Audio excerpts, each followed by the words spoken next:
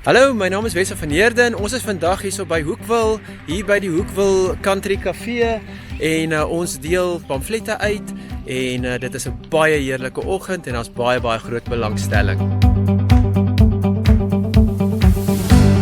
You guys are certainly trying to do something different. We appreciate the work.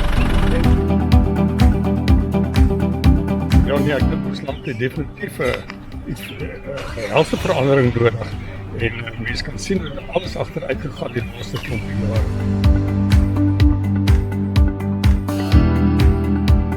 Hier langs my is Gert van Niekerk. Hy is die onderburgemeester van die Tuinroete Distriksmunisipaliteit. Môre almal daar buite. Ons is vandag hier in die pragtige Hoekville omgewing. Natuur is pragtig, die mense is pragtig, almal verwelkom ons en dit is net 'n lekker fees om deel van die groenspan te wees.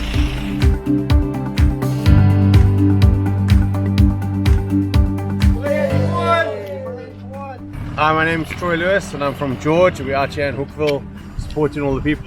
It's nice to see everybody come out and support us. Just remember to vote on the 29th. That's right, it was great, man. It's right. Stem! Beter toekoms.